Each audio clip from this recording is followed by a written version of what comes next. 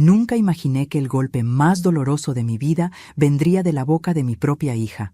Y no fue un grito, no fue un insulto directo. Fue una comparación, fina, afilada, como una navaja que corta sin avisar. Mi suegra lo hizo todo sola, a diferencia de ti. Yo tenía una taza de café en la mano cuando lo dijo. Sentí un temblor tan fuerte que pensé que la porcelana se rompería antes de tocar la mesa. Mi corazón, sin embargo, sí se rompió. Ella no lo notó, o peor, lo notó y no le importó. La miré a los ojos, esos mismos ojos que vi por primera vez hace 32 años, cuando la sostuve recién nacida entre mis brazos y juré protegerla del mundo. Ahora, ella era el mundo que necesitaba protegerme a mí. Había algo en su mirada, un desprecio sutil, heredado quizás de alguien más, de su esposo, de su suegra, de un entorno que me había ido desplazando como si yo fuera un mueble viejo. Respiré hondo. ¿Eso piensas de mí?, pregunté. Ella alzó los hombros, con esa indiferencia que duele más que la rabia. Solo digo lo que es. Mira a la mamá de Daniel. Ella nunca pidió nada, nunca necesitó ayuda. Tú siempre estás cansada, siempre te duele algo, siempre te quejas. No terminé de escuchar lo demás. Pero antes de continuar, quiero hacerte una invitación muy especial. Suscríbete al canal y deja tu me gusta. Esto me ayuda a ver que me apoyas y disfrutas de mis historias. Y comenta aquí abajo desde qué ciudad nos estás viendo. Ahora, continuemos. Lo que dije después no fue planeado. Fue una reacción visceral. La última defensa de una madre herida. Si tanto admiras a tu suegra, dije en voz baja, entonces será ella quien financie tu vida. Ella frunció el ceño, confundida. ¿Cómo que financié? La miré fijamente. Voy a dejar de pagar tus cuentas. Su rostro cambió por completo. Primero incredulidad, luego miedo. Y finalmente, esa frase que me persigue todavía. ¿Qué cuentas? Me apoyé en la mesa para no caerme. Tus cuentas, repetí. Las que he pagado por años. Ella abrió la boca, pero no salió sonido alguno. ¿De qué hablas, mamá? Yo no sabía que tú... ¿Qué cuentas? Ahí lo entendí. No fingía. No sabía. Y si ella no sabía, entonces alguien más llevaba años aprovechándose de mí. Sentí el estómago caerme al suelo. La luz, el agua, el gas, el seguro, tu tarjeta de crédito, la mensualidad del auto. Enumeré con la voz temblorosa. Todo eso lo he pagado yo, desde hace 5 años. Ella se llevó la mano a la boca. Pero... Daniel me dijo, él siempre dijo que él... Se detuvo. Su piel palideció. Yo cerré los ojos. Las piezas comenzaban a encajar. ¿Daniel te dijo que él pagaba todo? Ella no respondió. No tenía que hacerlo. La respuesta estaba en sus lágrimas contenidas. Me senté porque las piernas ya no me sostenían. Tú creías que él era el proveedor, el responsable, el hombre de la casa. Ella sollozó. Yo confié. La miré. Mi hija, mi niña, una mujer adulta atrapada en la telaraña de un marido manipulador. Pero incluso así, su comentario me había desgarrado. Compararme con su suegra, humillarme, desconocer todo lo que hice por ella desde que nació. Eso no salió de la nada. Eso se había cultivado. ¿Por qué me dijiste eso?, pregunté con voz ronca. Ella se secó las lágrimas de manera torpe. Porque Daniel dijo que tú nos cargas a todos, que siempre estás cansada, que nunca te basta nada, y que su mamá, en cambio, no molestó nunca a nadie. Ahí estaba, la raíz, el veneno. Ese hombre, su esposo, había plantado cada palabra en la mente de mi hija, igual que un jardinero paciente cultiva una flor venenosa. ¿Y tú lo creíste?, susurré. Ella apretó los labios, incapaz de responder. Él siempre dice que tú exageras, que haces drama, que quieres controlarme. Mi corazón dolió, pero esta vez no por culpa de ella, sino por culpa de él. Hija, dije muy despacio, intentando que mi voz no se quebrara. Yo te mantuve casi toda tu vida. Trabajé en 3 empleos cuando eras pequeña. Dormí 4 horas por noche durante años. Vendí mi auto para pagar tu universidad. Y cuando te casaste, seguí ayudándote. Pero no pensé que algún día usarías mi cansancio como arma. Ella rompió en llanto. Mi hija lloraba como cuando era niña. Pero ya no era una niña. Era una mujer a quien yo había querido proteger, incluso de sí misma. Se sentó frente a mí. «Mamá, ¿por qué no me dijiste? ¿Por qué no me dijiste que tú pagabas todo?» La respuesta me quemó por dentro. Porque pensé que si te lo decía, te sentirías menos. Y yo nunca quise que te sintieras menos. Ella apretó mi mano. Daniel nunca me lo permitió, admitió entre lágrimas. Él siempre manejó el dinero. Siempre decía que eran asuntos de adultos. Yo confié tanto. Yo cerré los ojos. «No es tu culpa», dije, pero sabía que una parte de ella lo sentía como si lo fuera. «¿Y qué hacemos ahora?», preguntó, temblorosa. Lo pensé, respiré, y dije la verdad. «Ahora, hija, ahora vamos a descubrir cuánto te ha mentido tu esposo, porque si él le había ocultado quién pagaba las cuentas, ¿qué más le había ocultado?». Mi hija levantó la mirada. Ya no era altiva, ya no era arrogante, ya no era cruel. Era una mujer aterrada, traicionada, desnuda emocionalmente, y entendí que este solo era el comienzo, porque cuando una mentira se derrumba, arrastra con ella todas las demás. Esa noche, mientras ella dormía en mi sofá, con el rostro hinchado, el corazón roto y la mente hecha pedazos, comprendí algo aún más inquietante. No solo yo había sido víctima del yerno, ella también, y eso significaba que, por primera vez en mucho tiempo, mi hija y yo estábamos del mismo lado. La verdadera batalla todavía no empezaba. Y su esposo no tenía idea de lo que estaba a punto de enfrentar. Mi hija dormía en el sofá, envuelta en una manta que yo misma le había tejido cuando cumplió 20 años. Todavía recordaba aquella noche. Ella estaba emocionada por la universidad, por la libertad, por la vida que se abría ante ella. Yo fingía alegría, pero por dentro me ahogaba el miedo. No tenía idea de cómo iba a pagar todo. No había beca, no había ahorros. Solo tenía mis manos cansadas y una determinación ciega de que mi hija jamás conocería la pobreza que yo sí conocí. La observé dormir ahora, tantos años después, y cada arruga, cada hilo suelto de esa manta parecía contarme una historia de esfuerzo, una historia que ella nunca quiso oír, o quizá nunca supe contarle. Me fui a la cocina, preparé café, el aroma siempre me ordenaba las ideas, y me senté a la mesa, mirando por la ventana cómo amanecía. Pensé en los años que nadie vio, los años en que yo era madre, padre, trabajadora, chofer, enfermera, psicóloga, cocinera y sostén de 2 personas, con un cuerpo que apenas podía sostenerme a mí misma. Pensé en los turnos dobles, en los días de lluvia en que caminaba con zapatos rotos porque necesitaba ahorrar hasta el último centavo, en las noches en que mi hija dormía tranquila mientras yo lloraba en el baño planeando cómo pagar la próxima factura.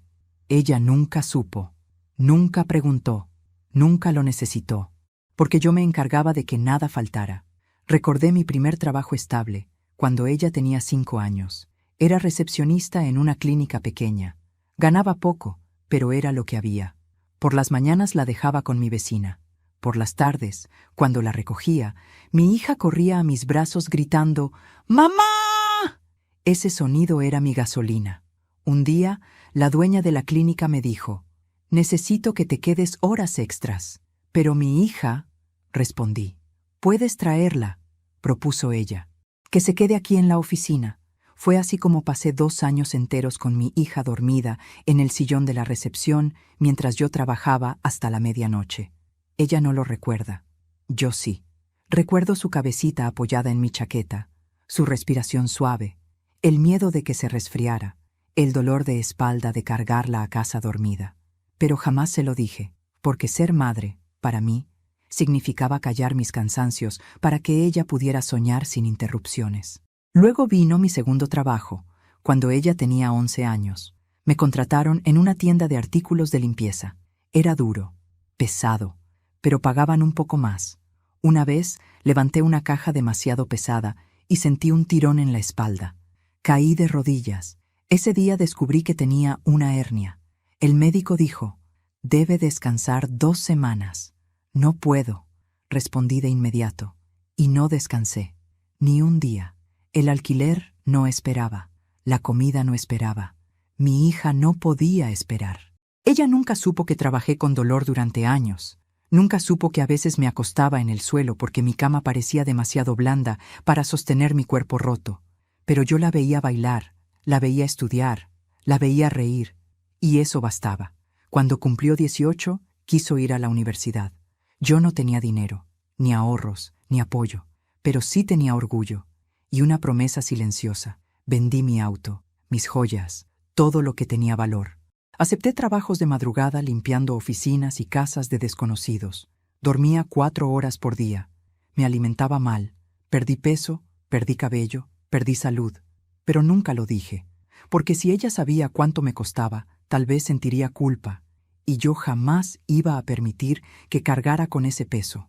La boda llegó después. Mi hija quería una ceremonia sencilla, pero su futuro esposo, Daniel, insistió en algo digno. Y adivina quién lo pagó. La suegra que ella tanto admira solo llevó su presencia. Yo llevé mis ahorros, mis esfuerzos y mis deudas. Recuerdo cuando el fotógrafo me pidió que posara con los novios. Mi hija estaba hermosa. Yo sonreía, pero detrás de esa sonrisa había una tarjeta de crédito al borde del colapso. La madre perfecta era yo, pero nadie lo sabía. Aún así, nada me dolió tanto como lo que pasó 6 meses después de la boda. Mi hija llegó un día, angustiada. «Mamá, no podemos pagar el alquiler. Yo puedo ayudarte», respondí sin pensarlo. Y así empezó todo. Un pago aquí, otro allá. Luego la luz, luego el gas, luego la tarjeta, luego el auto, luego el seguro médico. No tenía idea de que Daniel jamás le contaba nada, que él se quedaba con todo el crédito, que la convertía en dependiente emocional y económica, que la aislaba de la realidad. Pero yo veía a mi hija feliz, y eso me bastaba. Hasta ayer, hasta esa frase, esa comparación, esa puñalada lenta. Mi suegra lo hizo todo sola, a diferencia de ti. Las palabras me habían dado vueltas en la cabeza toda la noche, como un eco que no se apaga. Y ahora, al amanecer, entendí la verdad. No era mi hija quien lo pensaba. Era su esposo quien le había llenado la mente. Él había construido una imagen falsa de mí, un relato en el que yo era una carga, una quejosa, una mujer débil, y ella, sin saber la verdad, lo había repetido como si fuera propio, no por maldad, por manipulación. El sonido de pasos suaves me sacó de mis pensamientos. Mi hija apareció en la puerta de la cocina. Tenía los ojos hinchados y la voz frágil. «Mamá, ¿podemos hablar?» Le serví café. Ella lo sostuvo con ambas manos, temblando. «Lo pensé toda la noche», dijo. «Y hay algo que necesito preguntarte». Asentí, respirando hondo. «¿Qué cosa?» Ella levantó la vista. Sus ojos brillaban con algo que no veía en ella desde adolescente. Vulnerabilidad real. Si tú pagabas todo, siempre. Entonces, ¿cómo es que Daniel tenía tanto dinero? Hubo un silencio espeso. Yo ya lo sabía, pero ella estaba recién empezando a verlo. «Hija», susurré, «es hora de abrir los ojos». Ella tragó saliva. Me miró como si temiera mi respuesta. «Mamá, ¿crees que él me ha mentido más cosas?» Le acaricié la mano, lenta, suave. «Creo que lo que descubrimos ayer es solo el principio». Mi hija respiró hondo. Lo entendió. Por fin lo entendió. Y vi en ella algo diferente. No miedo, no confusión. Furia, la misma que yo llevaba años guardando. Las dos nos miramos. Y sin decirlo, lo supimos. El matrimonio que ella defendía no era más que una estructura construida sobre mentiras. Y ahora, una por una, íbamos a derribarlas. El sonido de la llave girando en la puerta rompió el silencio de la mañana. Mi hija y yo nos miramos al mismo tiempo, como si un frío repentino nos hubiera atravesado. Ella apretó la taza entre sus manos. Yo sentí que el aire se volvía denso, pesado, casi espeso. Daniel había llegado. «¿Mamá?», susurró mi hija temblando. «¿Qué le digo?». Puse mi mano sobre la suya. «Nada. Déjalo hablar primero». Supe, incluso antes de verlo, que él venía preparado. No era un hombre impulsivo, era un calculador, un tejedor de mentiras. Y la noche anterior, cuando su esposa no regresó a casa, debió de haber tejido muchas. Daniel entró en la cocina con la misma sonrisa pulida que usaba con todo el mundo. pero sus ojos lo traicionaban. Estaban tensos, oscuros, vigilantes. «Ah, aquí están», dijo con naturalidad forzada. «Las estuve buscando toda la noche. ¿Qué pasó? Mi amor, ¿por qué no respondiste mis llamadas?» Mi hija bajó la mirada. Quería estar con mi mamá. Necesitaba pensar. Daniel sonrió, pero esa sonrisa era un filo. ¿Pensar en qué? Ella respiró hondo, pero no alcanzó a responder. Él sostuvo su barbilla con firmeza. «¿Qué te dijo tu mamá?» Di un paso adelante. «Daniel, suéltala». Él no me miró. Siguió observando a mi hija, como si tratara de leer sus pensamientos. Finalmente, la soltó con un gesto teatral. «Solo estaba preocupado», dijo. «Tu mamá es muy convincente cuando quiere serlo». Ahí estaba, el veneno. «Daniel», intervine, «ella tiene derecho a saber la verdad». Él se rió, una carcajada seca, dura. «¿La verdad? ¿Qué verdad? ¿La que tú inventaste para hacerte la víctima?» «Mira, mamá», dijo con un tono burlón, «yo entiendo que te sientas sola, que quieras protagonismo, que quieras atención». Mi hija abrió los ojos, horrorizada. «Daniel, basta». «No, déjame hablar», respondió él, levantando la mano. «Ella siempre hace lo mismo. Se mete en nuestras decisiones, nos manipula con culpa, nos quiere dependientes de ella». Yo respiré hondo. «Daniel, llevo 5 años pagando tus cuentas». La temperatura en la habitación bajó varios grados. Él sonrió. Y esa sonrisa fue peor que un insulto. «Claro que sí, mamá», dijo, «porque tú lo ofreciste. Nunca obligué a nadie. Además, tú tienes tu pensión, tus ahorros. ¿Qué te cuesta ayudar a tu hija?» Mi hija lo miró como si fuese un extraño. «¿Mi mamá te ofreció voluntariamente pagar todo?», preguntó ella. Daniel levantó la barbilla. «Sí, siempre quiso sentirse útil». Mi hija negó con la cabeza, temblando. «Daniel, por favor, yo acabo de descubrir que ella pagó todas nuestras cuentas. Tú siempre dijiste que tú te encargabas». Él la miró con una mezcla de fastidio y amenaza. «Te dije eso porque tú no entiendes de dinero. Siempre fuiste mala con las cuentas. Yo solo quería evitarte estrés». El silencio que siguió fue insoportable. Mi hija lo observó durante varios segundos. Entonces pronunció una frase que cambió la energía del cuarto. «Daniel, ¿qué más me ocultas?» Él retrocedió un poco. Pareció calibrar su respuesta. «Nada, absolutamente nada. Yo soy transparente. El problema aquí es que tu madre...» «No menciones a mi madre», lo interrumpió ella llorando. «No te atrevas». Daniel se quedó mudo. Era la primera vez que mi hija le levantaba la voz. La máscara de calma que él siempre llevaba se agrietó. «¿Qué te está diciendo?», preguntó él, mirando a su alrededor como un animal acorralado. «¿Qué te llenó la cabeza esta vez?». «Me abrió los ojos», respondió ella. Daniel se acercó a ella con un paso rápido y firme. «Te prohíbo que la escuches». Y ahí todo cambió. Mi hija retrocedió, sobresaltada. Yo di un paso adelante. «Daniel, estás cruzando una línea muy peligrosa», dije. Él se volvió hacia mí, y por primera vez dejó caer la máscara por completo. «Tú cállate», escupió. «Tú eres la raíz de todos nuestros problemas. Tú y tus lágrimas. Tú y tu drama. Siempre interfiriendo. Siempre metiéndote donde no debes». Me quedé inmóvil. Él continuó. «¿Sabes qué? Si tanto te molesta pagar, deja de hacerlo. Yo y mi esposa podemos arreglárnoslas sin ti. Es más, deberías agradecerme por no haber aceptado tu dinero sucio». «¿Dinero sucio?», pregunté perpleja. «Sí», dijo acercándose a mí. «Seguro lo sacaste de algún favor especial, o de quién sabe dónde. Una mujer sola como tú no hace ese dinero honestamente». Mi hija jadeó. «Daniel, cállate ahora mismo». Y entonces ocurrió. Ella me miró. Yo la miré a ella. Y las dos comprendimos lo mismo. Ese hombre nunca la amó. Ese hombre nunca me respetó. Ese hombre nunca tuvo buenas intenciones. Y ese hombre tenía miedo, porque sabía que estábamos descubriendo algo más. Justo en ese instante, su teléfono vibró. Daniel lo tomó rápidamente, pero yo vi la pantalla. Vi la notificación. Un mensaje de un nombre desconocido. «Cariño, ¿vendrás esta noche?». Mi hija también lo vio.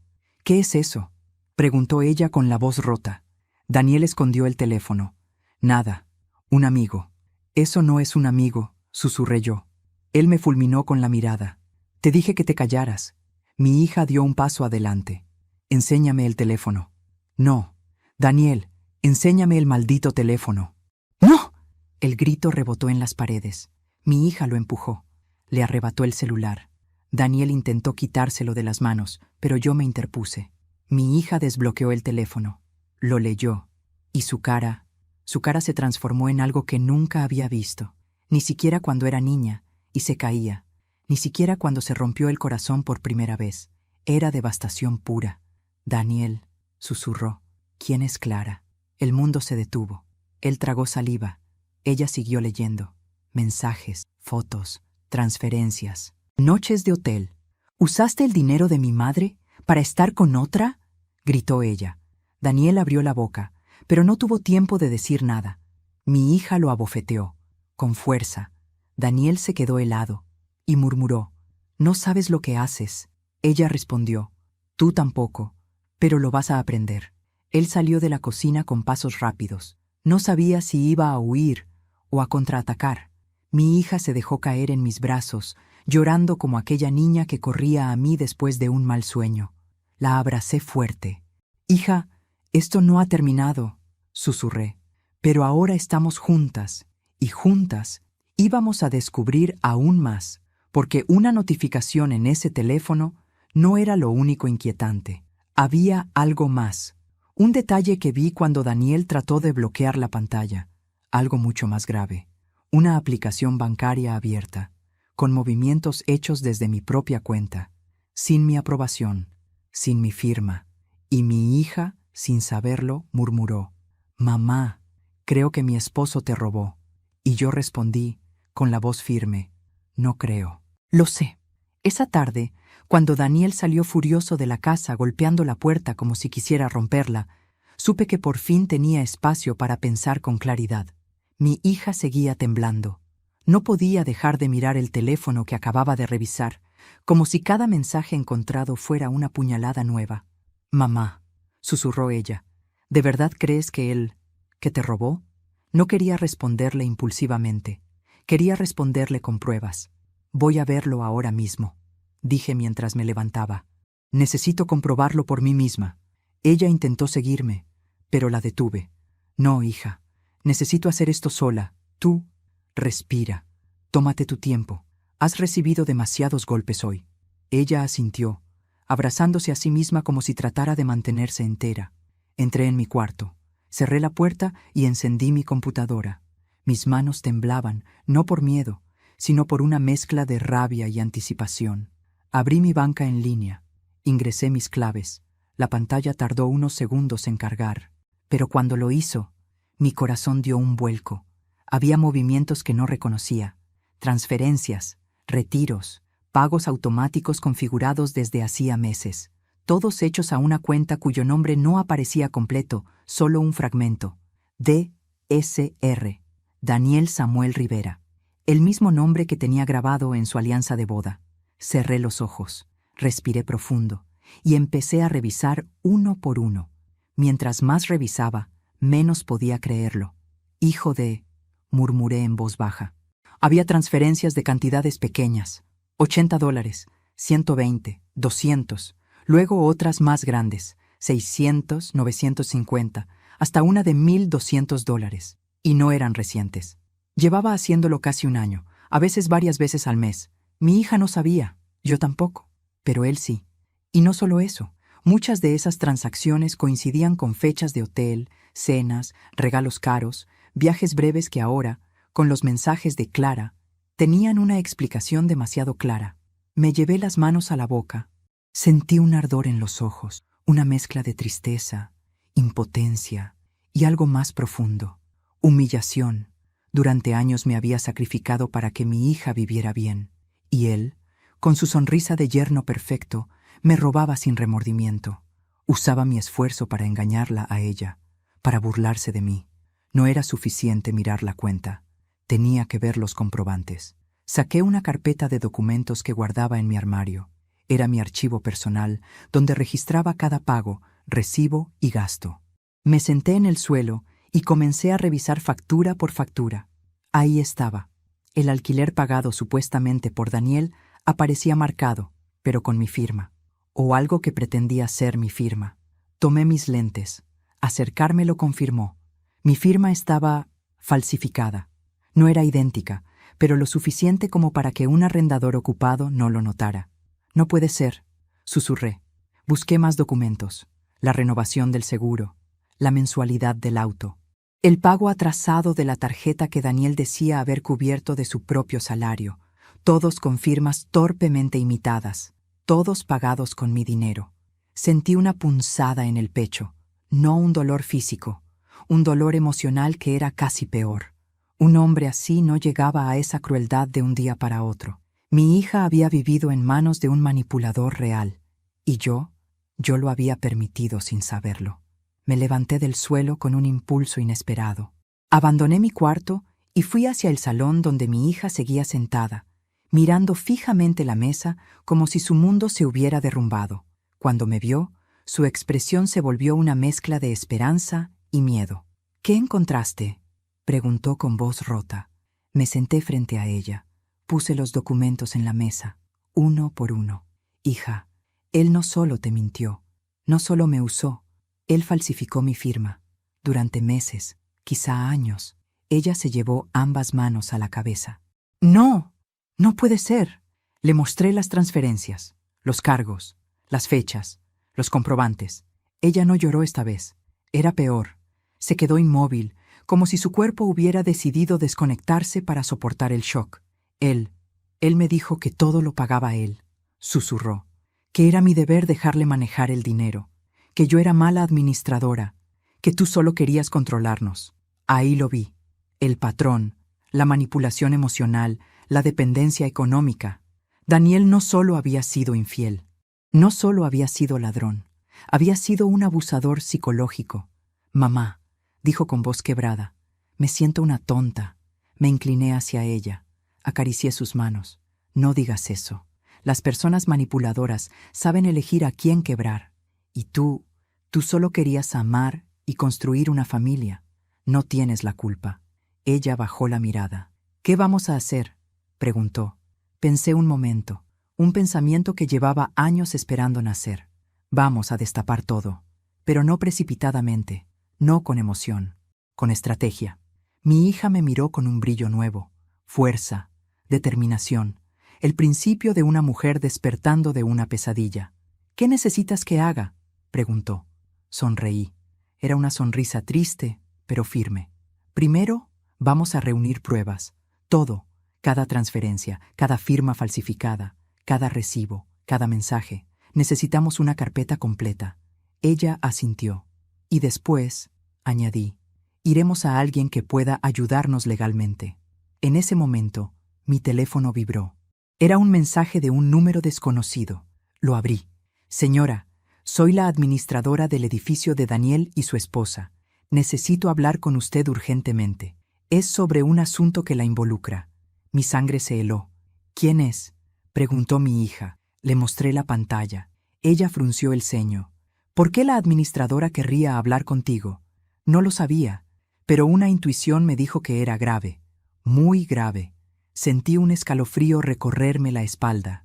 Sabía que Daniel había robado, sabía que había engañado, sabía que había manipulado, pero ahora una nueva verdad surgía, amenazando con derrumbar todavía más, porque la administradora del edificio no me escribiría por cualquier cosa. Era algo relacionado a mí, algo que Daniel había hecho, en mi nombre. Y ese pensamiento me dejó sin respiración. La administradora del edificio me citó esa misma tarde.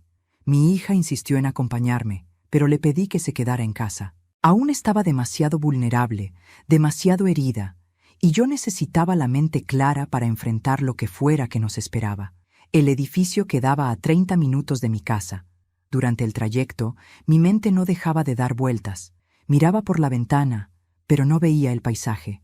Solo veía números, fechas, firmas falsificadas, mensajes traicioneros, y el rostro de mi hija, desmoronándose al descubrir que su vida entera era una mentira construida por el hombre al que amó.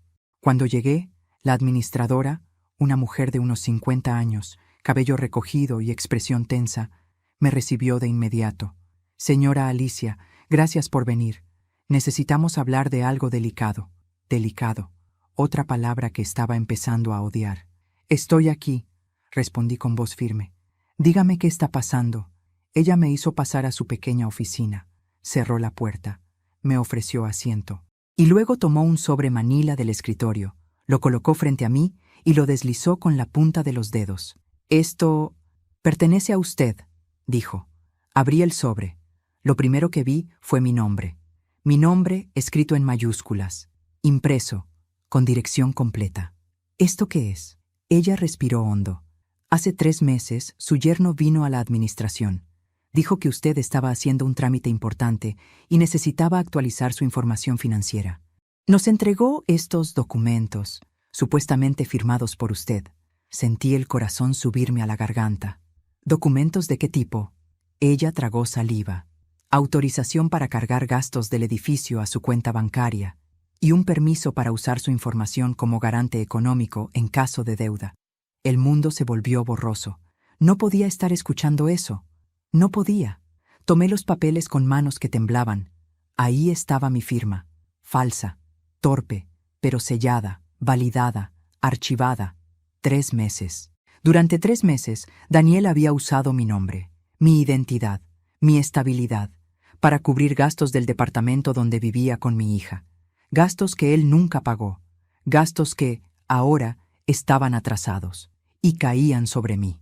La administradora continuó. Intentamos contactarla semanas atrás, pero su número no parecía activo. Daniel nos dijo que usted había cambiado de teléfono. Confiamos en él. Una mezcla de rabia, impotencia y vergüenza me atravesó como un rayo.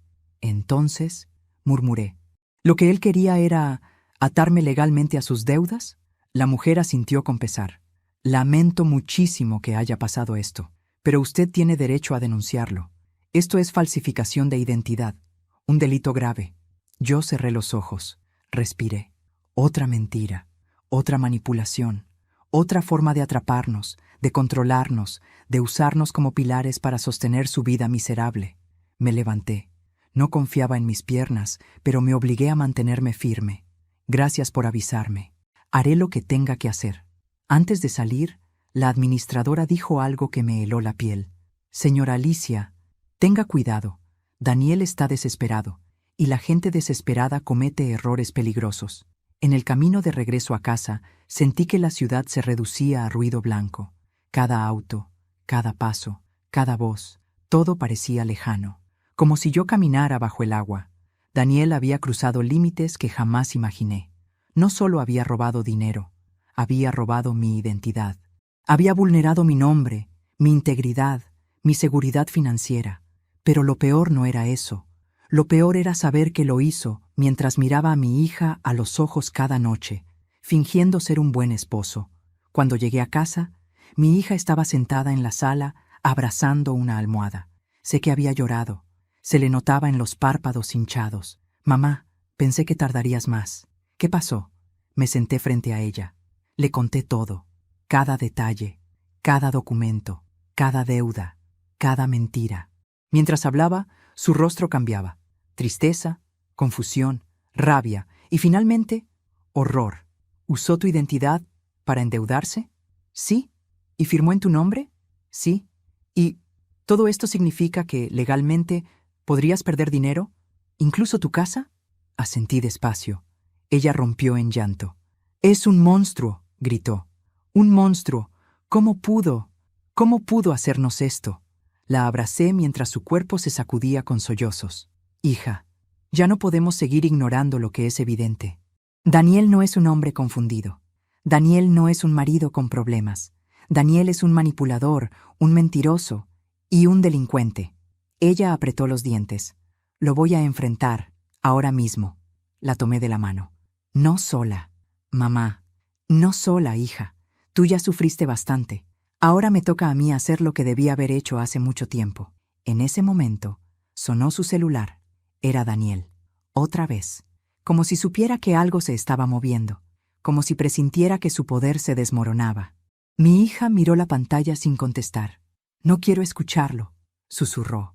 «Tengo miedo de lo que pueda decirme». Tomé su celular. Yo sí quiero escucharlo, contesté. ¿Dónde estás?, preguntó él con voz cargada de irritación. Hablando con la persona que realmente sostiene tu vida, respondí. Hubo un silencio tenso. ¿Qué diablos significa eso? Significa que ya sé lo que hiciste. No sabes nada, espetó él. Daniel, dije con calma. Hijo, escucha bien. Este juego se terminó. Hubo un ruido al otro lado, respiración agitada, pasos, como si se moviera de un lado a otro. No puedes probar nada, gruñó. No tienes pruebas, no tienes cómo demostrarlo.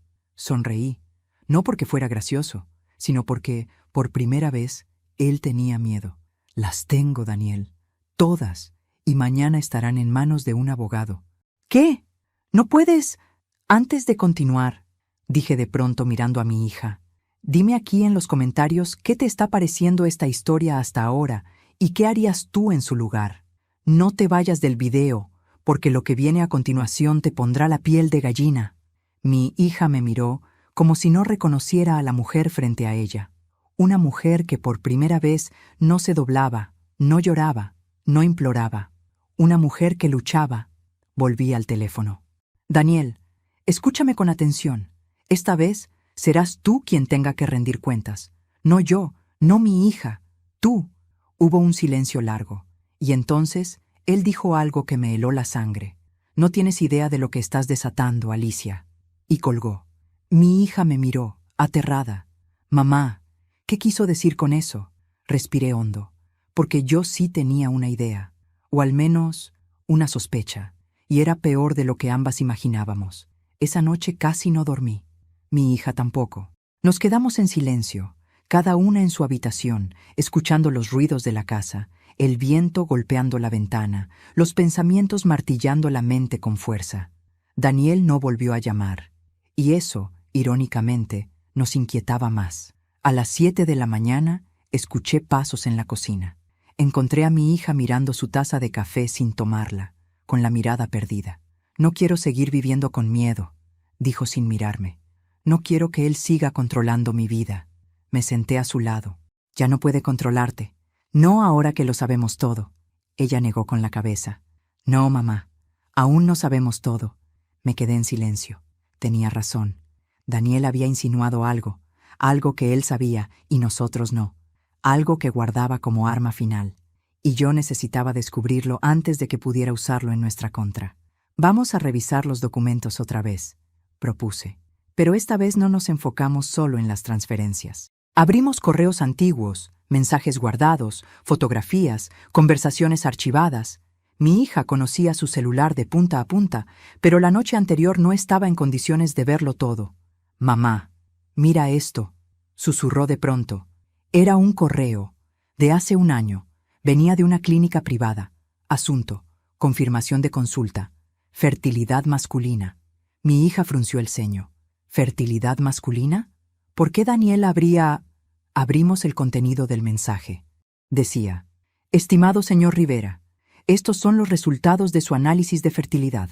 Según el estudio, el nivel es sumamente bajo y la posibilidad de concebir de forma natural es extremadamente reducida. Mi hija llevó una mano a la boca. Pero, mamá, yo estuve embarazada hace 8 meses. La sangre se me heló. ¿Qué dices? Ella comenzó a llorar. Perdí ese bebé. ¿Recuerdas? Claro que recordaba. La sostuve durante 2 días. La abracé mientras lloraba. Pensé que había sido un accidente, algo natural. Pero ahora, ¿qué estás diciendo, hija? Ella negó con la cabeza una y otra vez, como si quisiera convencerse de que estaba equivocada. Si Daniel no podía tener hijos, mamá, entonces, sus lágrimas cayeron sobre la mesa. Yo sentí los ojos arderme, como si una aguja caliente me atravesara la garganta. ¿Estás diciendo que él sabía que no podía darte hijos?, murmuré. Ella respiró hondo, como si el aire doliera. Él siempre me decía que yo debía cuidarme más, que probablemente yo tenía problemas de fertilidad, que seguro mi cuerpo no funcionaba. Me hacía sentir defectuosa. Se quebró. Pero él ya sabía. Mamá, él ya lo sabía. Y ahí lo entendí todo. Él la culpaba por algo, que él mismo no era capaz de hacer. Típico de un manipulador. Típico de alguien que necesita mantener a la otra persona rota para controlarla. Respiré profundo. Hija, ese embarazo que perdiste. Quizá. Ella alzó la vista, horrorizada. ¿Crees que? No quería decirlo, pero la verdad estaba ahí, apretando, exigiendo salir. ¿Crees que él sabía que ese bebé no era suyo? Ella se quedó petrificada. Mamá, no sé. No, yo nunca le fui infiel. Su voz se quebró en 1000 pedazos. La abracé con fuerza. Lo sé, mi amor. Pero él no quería un bebé. No quería reconocer que era infértil. Y si ese embarazo seguía, la verdad saldría a la luz. Ella se quedó en silencio largo rato. Luego pronunció la frase que yo temía. ¿Y si él provocó la pérdida? Me aparté lentamente. Miré sus ojos llenos de miedo. Los míos también temblaban. ¿Alguna vez te dio algo antes de que empezaras a sentirte mal? ¿Alguna bebida? ¿Alguna medicina? ¿Alguna comida que él preparara? Ella frunció el ceño, revisando sus recuerdos. Sí, susurró. Me preparó un té esa noche. Yo tenía náuseas desde días antes, y él me dijo que podría calmarme. Sentí un escalofrío subir por mi columna. ¿Ese té te sabía normal? Ella negó. Me supo extraño, amargo, pero él insistió en que lo tomara. Dijo que era una mezcla natural. Apreté su mano. Hija, no puedo afirmarlo, pero tampoco puedo descartar nada.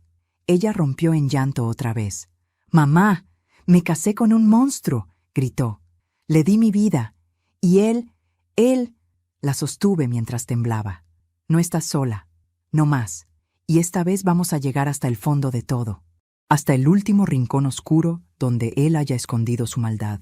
Mientras la abrazaba, mi teléfono vibró. Lo tomé. Un mensaje, de un número desconocido. Soy Clara. Necesito hablar con usted. Es urgente. Él me está buscando. Mi corazón latió más rápido. ¿Quién es? Preguntó mi hija. Le mostré el mensaje. Su rostro palideció. Mamá, él está buscando a esa mujer. ¿Por qué? ¿Qué le hizo? ¿Qué es lo que ella sabe? Me acerqué a la ventana y miré hacia la calle. No porque esperara verlo, sino porque sentí una presencia, un peligro cercano, algo que se movía en las sombras del futuro inmediato. Él está acorralado, dije con voz baja. Y los hombres así se vuelven más peligrosos cuando están perdiendo. Mi hija me abrazó desde atrás. ¿Qué hacemos ahora? Tomé aire. Ahora, hija, vamos a escuchar a la mujer que podría tener la última pieza del rompecabezas. Porque Clara no era solo una amante. Se notaba por su mensaje. Ella era una víctima. O quizás una cómplice que se había vuelto un estorbo. Y lo que sabía, podía cambiarlo todo. Clara aceptó reunirse con nosotras esa misma tarde. Insistió en que fuera en un lugar público, lejos del edificio donde vivía mi hija. Tenía miedo, y ese miedo decía más que cualquier palabra. Elegimos una cafetería tranquila, cerca de un parque. Llegamos temprano. Mi hija estaba nerviosa, jugueteando con la servilleta como si quisiera deshacerla en pedacitos. ¿Crees que nos dirá la verdad?, preguntó. Creo que ya está cansada de mentiras, respondí. A los pocos minutos, una mujer joven entró. Tenía unos 30 y tantos, ojeras profundas y un temblor casi invisible en las manos. Cuando nos vio, reconoció de inmediato a mi hija. Bajó la mirada, avergonzada. «Soy yo, Clara», dijo con voz baja. Mi hija no habló. No podía. Yo asentí con serenidad. «Gracias por venir», le dije. Nos sentamos. Clara pidió un vaso de agua y apenas lo tocó. «Antes de que digan algo», comenzó ella, mirando a mi hija. «Lo siento. No voy a justificar lo que hice. Sé que lo que tuve con él fue un error, pero yo tampoco sabía en qué tipo de hombre estaba metida, hasta que fue demasiado tarde». Mi hija tragó saliva. «Dime la verdad», dijo con voz rota. «¿Cuánto tiempo llevaban?» Clara cerró los ojos. 3 años. Mi hija apretó los labios. No lloró. No dijo nada. No tenía lágrimas suficientes para tanto dolor. «Pero eso no es lo peor», continuó Clara con un hilo de voz. «Lo peor es lo que Daniel estaba planeando». La cafetería parecía volverse más silenciosa. Hasta los cubiertos parecieron dejar de sonar. «¿Qué estaba planeando?», pregunté. Clara dudó. Miró a su alrededor. Bajó la voz aún más. «Él quería quedarse con la casa de usted. La suya», me dijo directamente. Sentí un golpe seco en el pecho. «¿Con mi casa?» «Sí. Lo había mencionado varias veces». Decía que su hija y usted no sabían administrar dinero, que él tomaba mejores decisiones, que merecía vivir en un lugar seguro sin tener que trabajar toda su vida. Mi hija abrió los ojos, atónita. ¿Pero cómo? Esa casa está a nombre de mi mamá. Clara asintió. Y por eso necesitaba algo más, algo que facilitara el proceso. Él me lo contó cuando pensó que yo estaba de su lado. Se inclinó hacia adelante. Quería que usted, señora Alicia, pareciera incapaz de manejar sus finanzas. ¿Incapaz?, susurré. Quería que pareciera que estaba perdiendo la memoria, que estaba confundida, que no recordaba pagos, fechas, decisiones, que era una carga. Mi hija se tapó la boca con ambas manos. Eso coincide con lo que él me decía, dijo entre sollozos. Siempre me insinuaba que tú estabas olvidando cosas, que estabas desorientada. Yo no quería creerlo, mamá, lo juro, pero él siempre lo decía con tanta calma. Clara asintió. Ese era el plan. Si lograban que parecieras inestable, podrían argumentar que no eras apta para administrar tus finanzas, y entonces él, como tu yerno responsable, podía solicitar ser tu tutor legal. Sentí como si el mundo se inclinara. Tutor legal, mi casa, mi dinero, mi identidad, todo habría sido firmado por él. Pero eso es imposible, murmuré. No, dijo Clara con firmeza, no es imposible. Y él ya tenía parte del camino avanzado. Usó su firma falsificada varias veces. Le decía a la administradora que usted estaba confundida. Y hace un mes comenzó a buscar abogados. Mi hija me miró horrorizada. Mamá, él quería tomar tu vida entera. Clara respiró hondo. No solo eso, quería dejarme a mí a cargo de cuidarte mientras él y tu hija vivían contigo. Si lograba sacarte legalmente de la propiedad, nos quedamos en silencio. Un silencio pesado, casi irrespirable. Yo cerré los ojos un instante. Visualicé cada gesto, cada comentario, cada insinuación que Daniel había hecho a lo largo de los años, y comprendí la magnitud de su maldad. No era solo un infiel, no solo un ladrón, no solo un manipulador, era un depredador social, un hombre sin conciencia, un hombre que veía personas como recursos, que veía hogares como oportunidades, que veía mujeres como instrumentos. Lo abrí los ojos. ¿Por qué nos estás contando esto?, pregunté. Clara entrelazó las manos, cuyo temblor ya no intentaba ocultar. Porque él también me amenazó. Cuando le dije que quería terminar todo, que no quería seguir, se puso violento. Me dijo que me destruiría, que yo era irrelevante, que podía hacerme parecer chantajista, loca o peor. Mi hija tragó saliva. ¿Qué más te dijo? Clara respiró profundamente, y esta vez fue como si soltara un secreto que llevaba años enterrado. Me dijo que tenía contactos que podían hacer desaparecer problemas. No sé si era verdad, o si solo quería intimidarme, pero después de ver lo que les hizo a ustedes, yo le creo capaz de todo. Me quedé helada. Mi hija tomó mi mano bajo la mesa. Su agarre era fuerte, firme. Ya no era la joven rota del día anterior. Era una mujer enfrentando un monstruo. Clara, le dije con voz suave, ¿estarías dispuesta a declarar? Ella levantó la vista. La vi debatirse entre el miedo y la necesidad de justicia. Finalmente, asintió. Sí, quiero que alguien detenga a ese hombre antes de que destruya otra vida, incluida la suya. La miré a los ojos. Gracias. Ella sonrió débilmente. Yo también necesitaba liberarme. Cuando salimos de la cafetería, el aire se sentía diferente. Más frío, más tenso. Mi hija se detuvo de pronto. Mamá, ¿qué pasa? Mira allí. Seguí la dirección de su mirada. Un auto estacionado, oscuro, con los vidrios polarizados, el mismo modelo que Daniel manejaba. Lo sentí.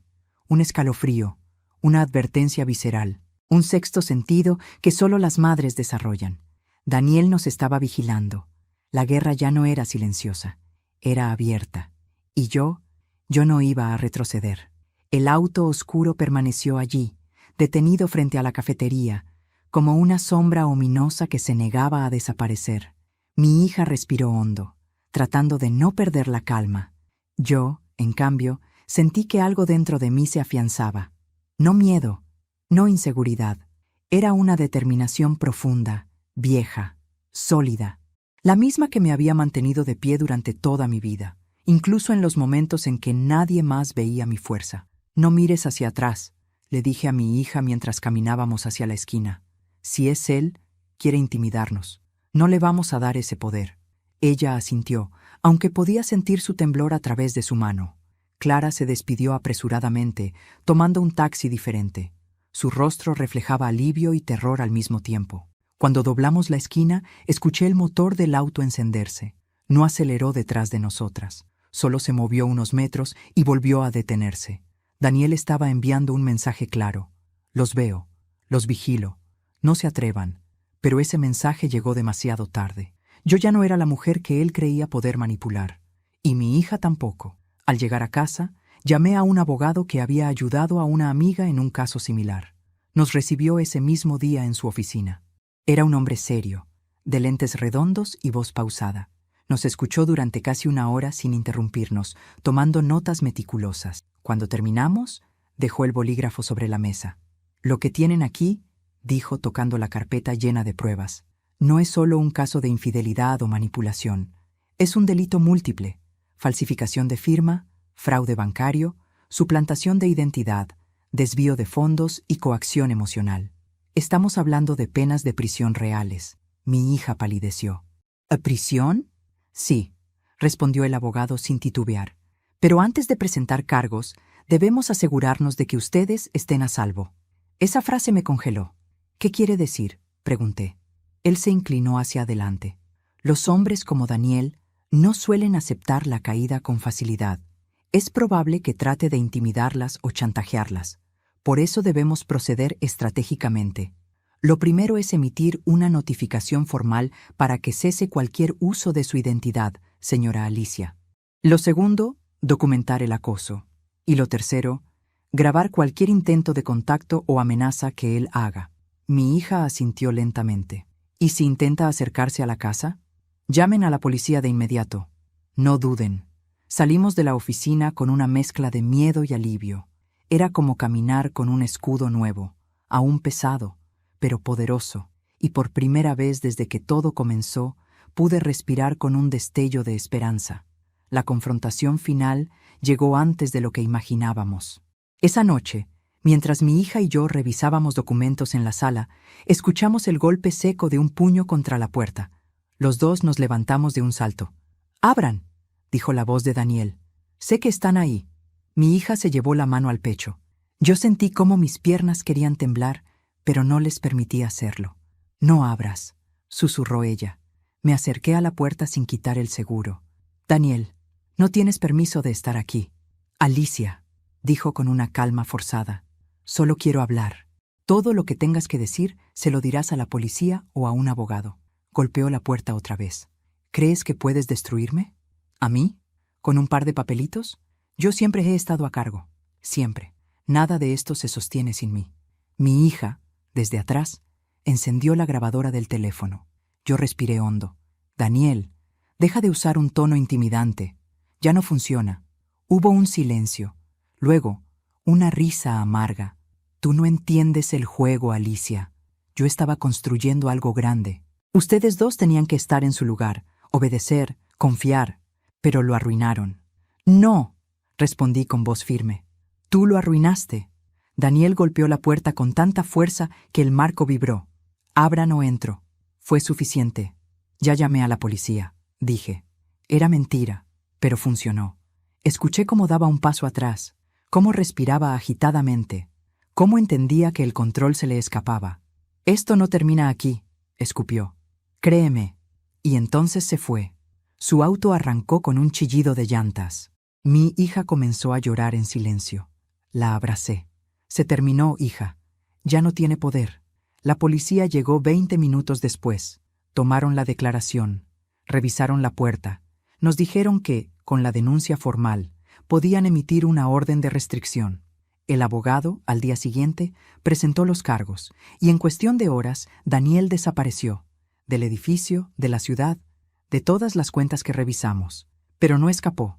La policía lo encontró 3 días después, escondido en un motel barato de una ciudad cercana, con dinero en efectivo y documentos falsos. Las noticias se esparcieron. Clara declaró. La administradora declaró. Los bancos confirmaron la falsificación de firmas. El castillo de mentiras que Daniel había construido durante años se derrumbó en una semana. Mi hija y yo fuimos llamadas al tribunal solo para confirmar datos. Él no nos miró. No pudo. Ya no tenía nada que ofrecernos, nada que decirnos, nada que exigir. Él era pequeño. Por primera vez en su vida, pequeño. Hoy, meses después, escribo estas palabras desde la sala de mi casa, donde el sol entra por la ventana iluminando a mi hija, que prepara su currículum para buscar trabajo en un ambiente sano. Ha vuelto a sonreír. Y yo he vuelto a respirar. No recuperamos el tiempo perdido. No se borró el daño, pero juntas reconstruimos algo más poderoso, nuestra relación, nuestro respeto, nuestra fuerza. Y entendí algo que debía haber entendido hace años. A veces, la venganza no es destruir al otro. A veces, la venganza es sobrevivir. Es levantarte más fuerte. Es recuperar lo que es tuyo. Es mirar atrás sin miedo. Y mientras cierro este capítulo de mi vida, agradezco algo que jamás pensé agradecer. Que la verdad saliera a la luz. Incluso si dolió. Incluso si nos rompió. Porque al rompernos, nos permitió renacer. Gracias por acompañarme hasta el final de esta historia tan dolorosa, pero también tan liberadora. Hoy miro hacia atrás y entiendo que ninguna traición, por más profunda que sea, es capaz de apagar la fuerza de una madre cuando se levanta por sí misma y por quienes ama. Recuperé mi voz, recuperé mi dignidad y recuperé a mi hija. Y eso para mí es la mayor victoria. Ahora quiero hablarte a ti, que escuchaste cada capítulo, que sentiste conmigo cada golpe y cada respiro. Suscríbete al canal y deja tu me gusta. Tu apoyo es lo que me permite seguir compartiendo historias que tocan el corazón y nos recuerdan que siempre podemos levantarnos. Y cuéntame en los comentarios, ¿desde qué ciudad nos estás viendo? ¿Qué te hizo sentir esta historia? ¿Qué habrías hecho tú en mi lugar? Me encanta leerlos. Tu opinión es muy importante para mí.